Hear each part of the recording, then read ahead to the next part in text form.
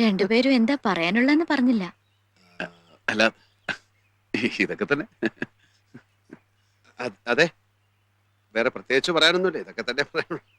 എങ്കിൽ എനിക്ക് പോവാലോ. ഞാൻ പോന്നു.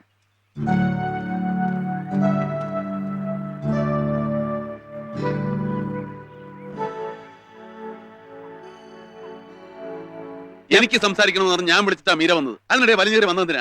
അമ്മാളുവിനെ കൊണ്ട് തിരിച്ചു കൊണ്ടുവിടുന്ന പറഞ്ഞ ശരിക്കും വലിഞ്ഞു കയറി വന്നതാരാ? ഞാനാണോ? അമ്മാളവനെ എഴുന്നള്ളിപ്പിച്ചുകൊണ്ടെന്ന് ആരാ? ഞാനാണോ? പറ, ഞാനാണോ? ഇത്തിരി ലിറ്റററി സെൻസ് ഉള്ള ഏത് ദരിദ്രവാസിക്ക് മനസ്സിലാവും ഞാനും മീരയും തമ്മിലുള്ള ബന്ധം? പിന്നെ ഒരു ബന്ധമില്ല. ഞാൻ കൃഷ്ണൻ, പണ്ടേ കൃഷ്ണ ഭക്തയ മീര. വെറും ഭക്തയല്ല, സാക്ഷാൽ കാമുകി ഭാവമുള്ള ഭക്ത. മനസ്സിലായ? സമ്മതിച്ചു. പക്ഷെ ആരായി കൃഷ്ണൻ? സാക്ഷാൽ മഹാവിഷ്ണുവിന്റെ വെറും ഒരു മൈനർ മനുഷ്യാവതാരം മാത്രമാണ് ഈ കൃഷ്ണൻ. മീര ആരാധിക്കുന്നത് സാക്ഷാൽ മഹാവിഷ്ണുവിനാണ്. അതായത് മഹാവിഷ്ണു എന്ന ഹരി, ഹരി എന്ന മഹാവിഷ്ണു അതായത് തന്നെ. അത് സാക്ഷാൽ ഹരി മാത്രം തീരുമാനിച്ച പോലെ മീരയും തീരുമാനിക്കണം. മീര എന്ന തീരുമാനിച്ചു. കൃഷ്ണന്റെ ആണെന്ന്. അല്ല ഹരിയുടെ. കൃഷ്ണന്റെ അല്ല ഹരിയുടെ. കാണാൻ ഹരിയുടെ. കൃഷ്ണന്റെ